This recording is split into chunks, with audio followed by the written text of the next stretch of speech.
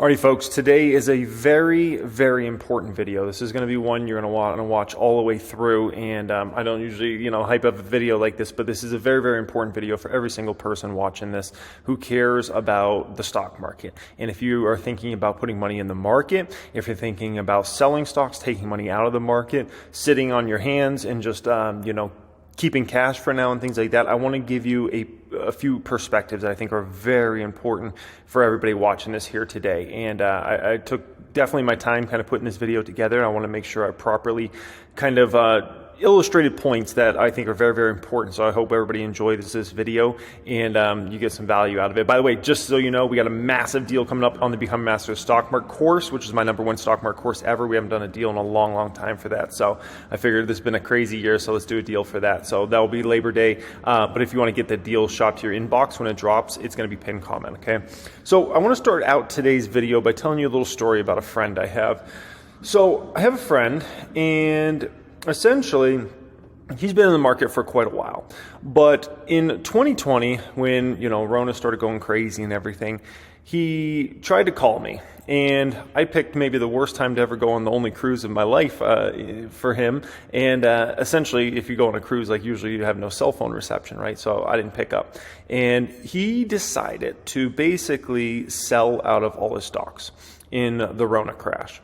I think he might have kept a few shares of a couple stocks, but like 90% plus of his portfolio he sold out of, okay?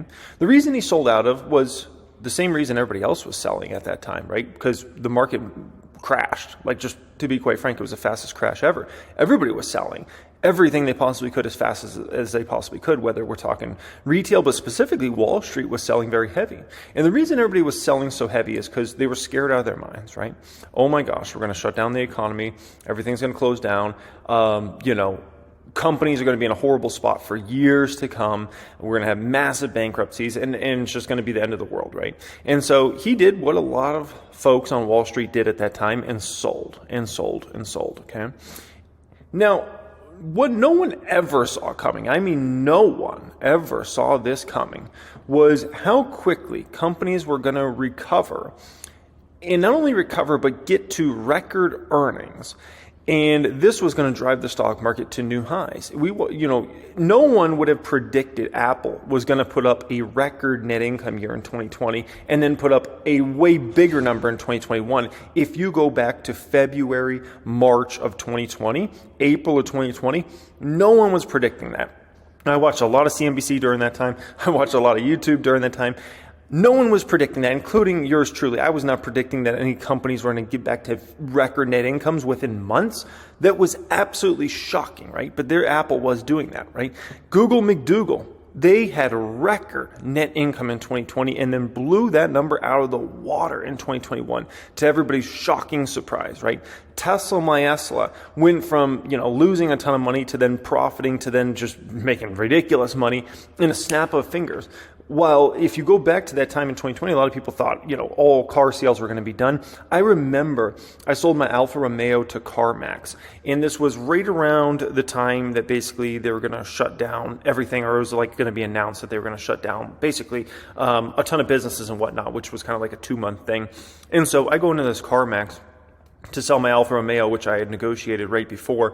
And I was literally the only person in the big Henderson CarMax that day. There was a ton of employees just kind of standing around, kind of looked scared because a lot of those folks thought, maybe there weren't going to be any cars sold for a long, long time, right? And people were scared out of their minds. I just remember that kind of eerie feeling of being in a CarMax, and there's like 50 workers in there, and I'm literally the only person that's not a worker in that place. And they ended up buying the Alfa Romeo, and I should have probably just held it because they probably would have made a bunch of money on that baby, right? AMD 10x'd their net income from 2019 to 2021. Who could have ever foreseen that? Toll Brothers, oh man, a lot of people were convinced housing was going to crash. It was going to be the bad one. And no, housing never crashed. And actually what we ended up getting, to everybody's shocking surprise, and no one predicted this. I mean, no one predicted this. Back in February, March, April of 2020, no one predicted that we were going to be at record real estate prices by far within 6 to 12 months from that time, okay? And that's exactly what happened. And Toll Brothers ended up making, a considerable amount more. What is that, 70% more roughly in net income in 2021 versus what they made in 2019. Isn't that just shocking? Absolutely shocking. Goldman Sachs ends up putting up a record year. First off, they blow away their net income from the previous year in 2020, and then they put up their greatest year ever in 2021, right? Who would have ever predicted that back then? Texas Roadhouse. I mean, restaurants were thought of like done. Like, oh my gosh, all restaurants are going to go bankrupt. All restaurants are going under because these sit-down restaurants, right? Which Texas Roadhouse back then, Texas Roadhouse in 2019 got 90% plus of their business from people coming in and sitting down in the restaurant ordering a bunch of stuff, right? And then all of a sudden these restaurants had to close, or they had very limited capacity. Like you had to, basically sit one person over here and like one person way far away from them, right? Like at least 6 feet plus. And there you were in a moment in time where, Texas Roadhouse's net income went down considerably in 2020, but then in the back half of 2020 it started bouncing back. Next thing you know, 2021, record. Best ever year for the history of Texas Roadhouse in terms of their net income in 2021. Shocking, absolutely shocking to everybody's surprise, right?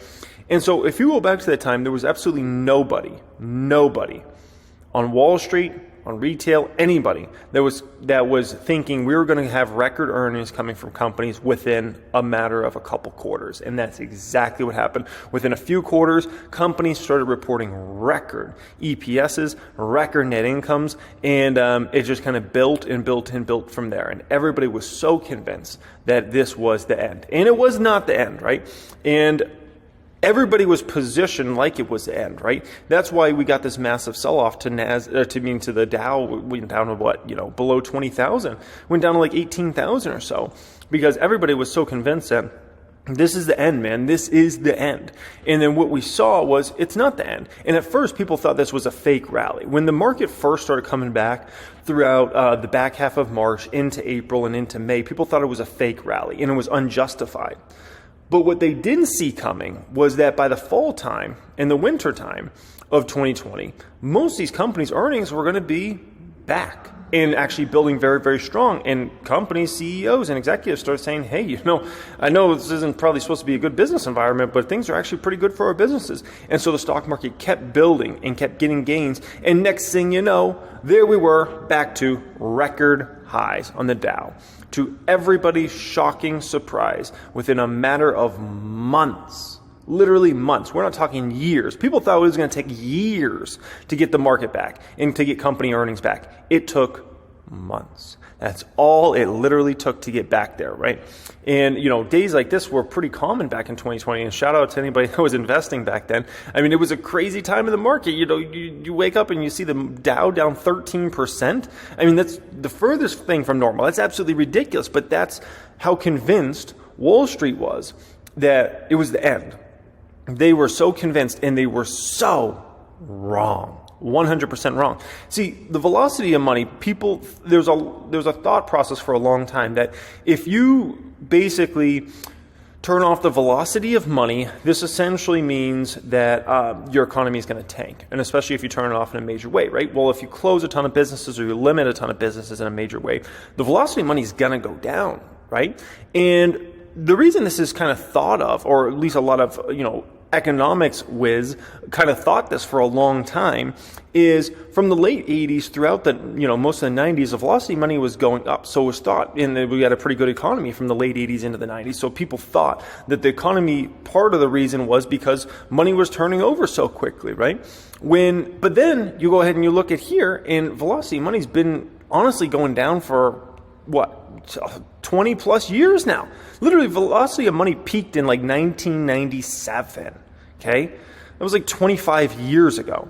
And ever since then, the velocity of money's basically been going down, and sometimes it has a little ups, but basically we've been going down, and we completely crashed the velocity of money in the Rona crash, right? And yet, record earnings, record revenues, record everything. which just kind of shows you that any belief that the velocity of money is what drives the economy is just not accurate at the end of the day, okay? Now, here's the dangerous part of this, right? We have seen, especially in 2022, is a lot of people go to cash. And a lot of people go to shorting stocks, buying put options, bearishness, right? Now, when people are going there, they're going there because they believe things are going to get a lot worse, right? And so that's why people have flooded to either shorting, puts, or just, basically just completely kind of being all cash right now because they're so convinced that the market's going to go down a bunch more over the next, let's call it 6 to 12 months. And people are very convinced of this. Wall Street is convinced of this. Wall Street is very, very heavy right now on put options, on shorts, on cash right now, right? And obviously there's been an immense amount of selling pressure on the market in 2022. That's how you get the Dow down big, the NASDAQ down big, the S&P 500 down big, the Russell down big. The most bullish person on Wall Street has basically the S&P 500 going up 1% this year, which goes to show you how bearish the overall community on Wall Street has gotten around the stock market. That's unheard of. You never hear of a situation where the most bullish analyst has only a 1% gain for the S&P 500. That never happens, okay? Usually the bullish analysts are going to expect a 10 to 20% gain, not a 1% gain. But that's how bearish Wall Street has gotten at this point in time, and that's how when you're in that cycle of like cash, shorting, puts, you're going to look at everything from a negative angle, right?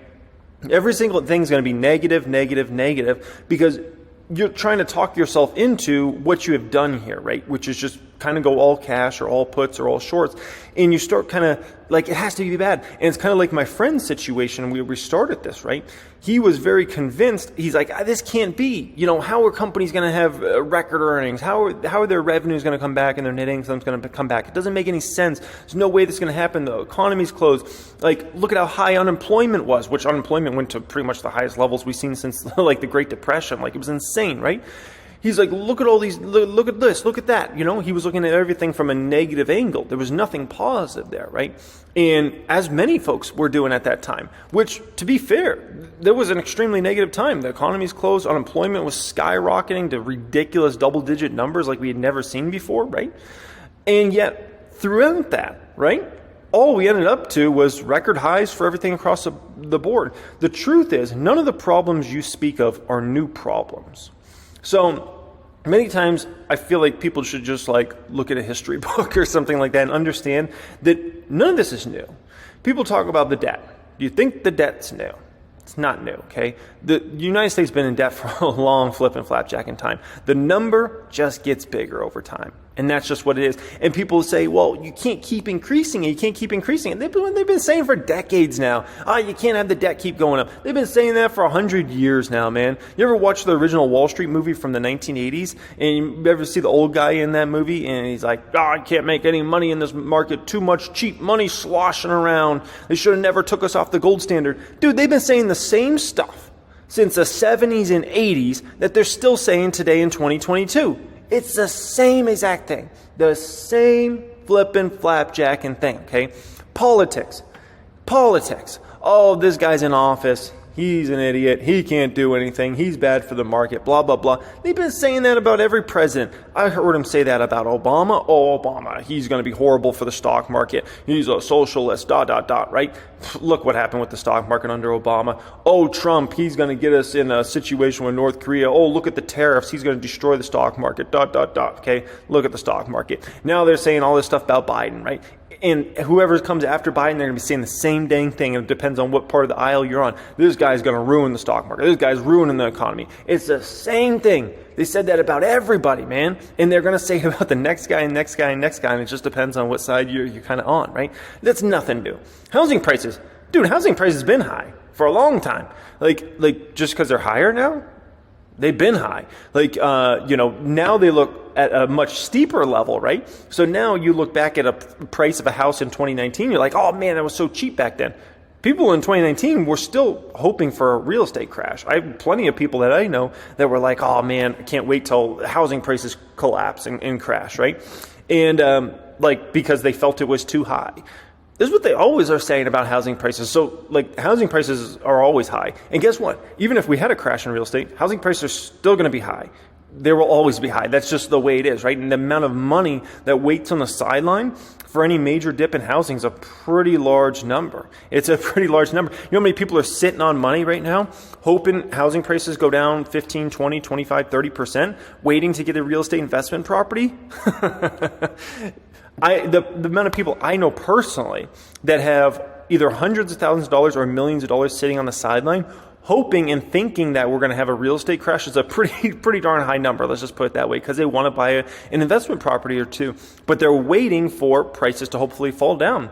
And guess what? If you got a ton of people that have this money on the sideline, how are you ever going to get those prices down? Because eventually the price falls like 5% and then people are go in there and scoop it up, right? Oh, 10% off this house. Oh, I got to go in there and scoop it up. That's what people do, okay? They don't all, that's just the way it plays out. Inflation, you think inflation's new? We have inflation all the time, okay? It's just at a higher level right now, and it will come down. We had a freak amount of situations that all transpired at the same exact time, which made inflation go insane, right? You had obviously record earnings for companies that caught everybody off the guard, right? You had supply chains being a mess. You had energy coming off of super extreme low levels to normalized levels, which made the inflation numbers all look insane. That will come down, but we're going to continue to have inflation. And we're always going to have inflation. You know why? Because we're always increasing that debt there. And so inflation's going to continue to be a story forever and ever and ever. Okay? It's just going to be at different numbers. Sometimes it'll be at 2%, sometimes it'll be at 4%, sometimes it'll be at like 6%. It's going to always be a different number, but we're always going to have inflation, okay? Conflicts between countries. You think that's new? Pick up a history book sometime, okay? So none of the problems any bears speak of or anybody negative on the market, these aren't new problems. These are ongoing issues. They are not going away. They will not go away ever, okay? None of those will go away. They will always, always be there. Next thing up here. Everybody has a very, it's kind of like my vision. So I can see things very well if they're close to me. Like you put an object in front of me or a book or something, I can see it perfect, okay? I look at this piece of paper here, I can see that piece of paper perfect if it's close to me. Anything more than like 5 feet away, it's just a blur, okay? And people in the stock market and in the financial markets in general, they have this sort of vision for the markets. They can only see what's in front of them at that moment, but they can't see anything further, right? And so if they see a good economy, what they feel is a good economy, right? Which, what somebody feels and wants to feel is whew, I mean, we could go down to a psychology rabbit hole right now, right? But let's say, for instance, you hate a political party that's in office.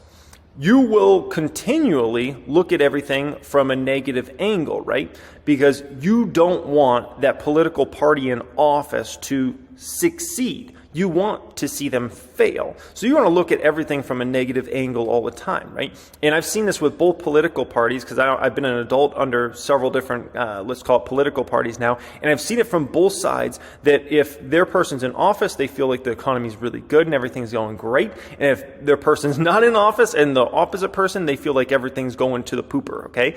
And that's just kind of an interesting circumstance. So people only see what's really, really close to them. They can't really view like what's going on a year from now, 2 years from now, 3 years from now. They forget about that. And it's only what's really close to them at a given moment, right? So if they feel like things are really good in the, right in front of their face, they assume that's going to continue on.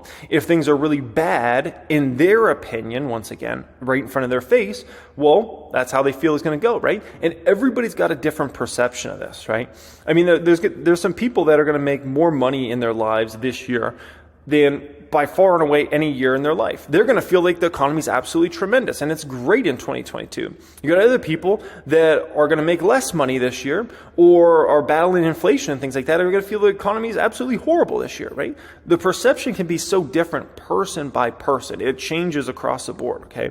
And much of that can be influenced by things like the price of eggs at the store and the price of egg and the price of a gallon of milk, right? And how much a house costs and what's going on in the stock market and their belief or not belief in whoever's in office, things like that. All these things affect how people view things, right? But they can only see really what's in front of them. They forget to, like put on the glasses so you can see like a little bit further, right? There's a list of stocks, I made here on TradingView many months ago of like these stocks went down at least 65% plus, right? And people forget about when you're in a tough market, a bear market, a crashing market, whatever you want to call it, people completely forget about the long-term opportunities in these companies. They completely forget about where these companies are going to be in 3 years from now, 5 years from now, 7 years from now, and what the opportunities are. Because they're only viewing it by what's going on right now and what could transpire over the next 3 to 6 months, right? And it's a very, very unhealthy thing, in my personal opinion. Very, very unhealthy. You got to really view how these things are going over the coming years.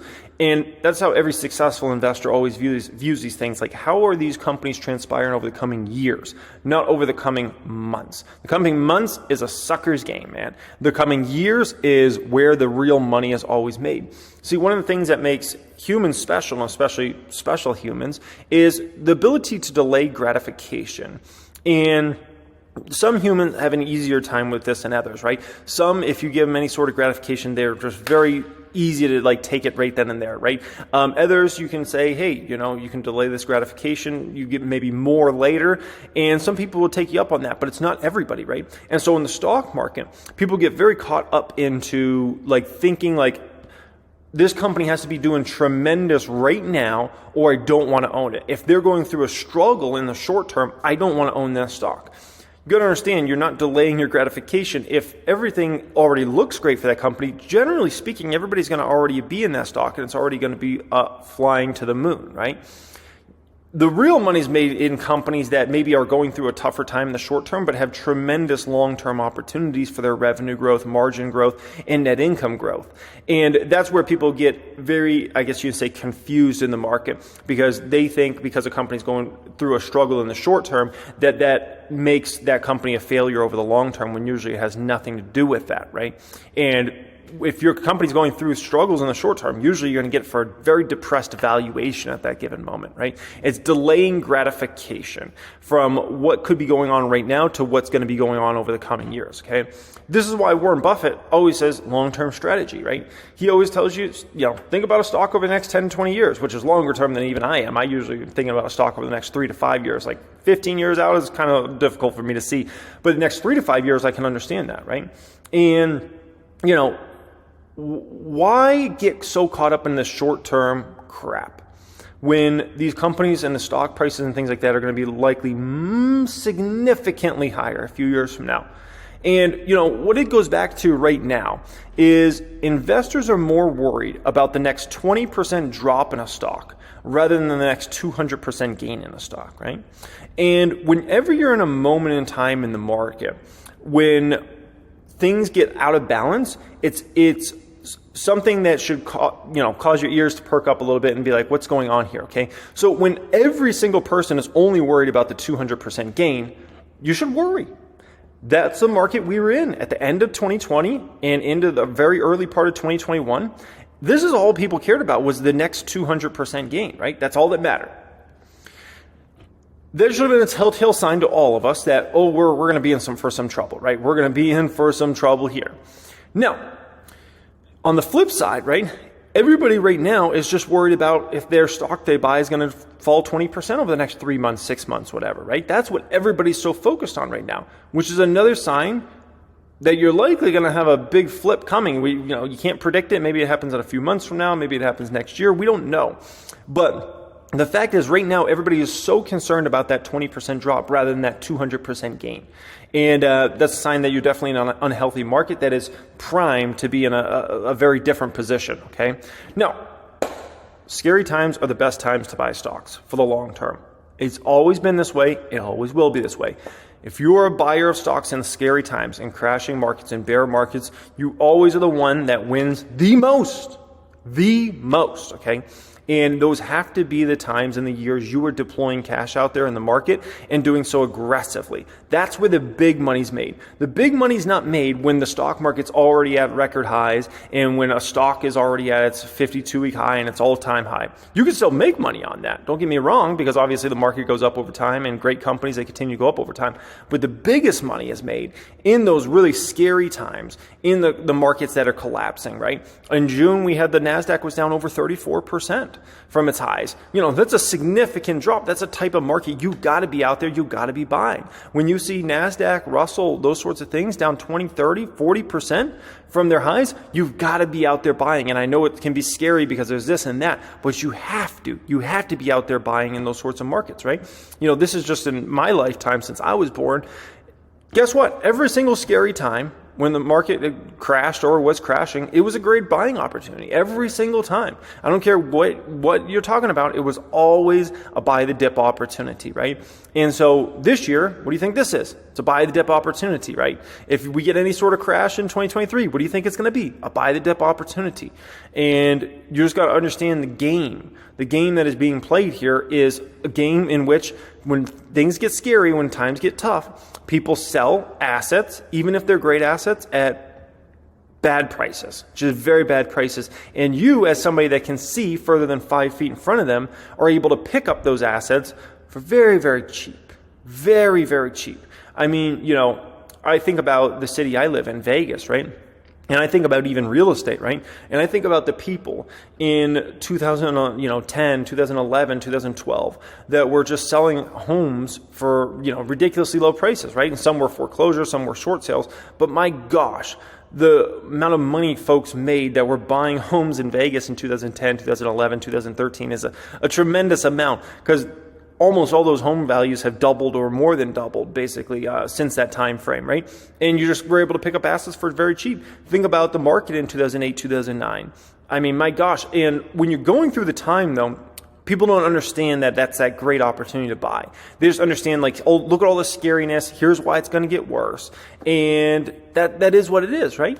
And so you just got to look further than that, man. You just got to look further than that and be a little optimistic. I guess that's the best way I can frame it. Be a little optimistic. Don't just look at yourself, you know, whatever's going on in front of your face today. Remember, the markets go up over time. Great companies, what's going to happen to them over time? Their revenue is going to go up. Their net income is going to go up.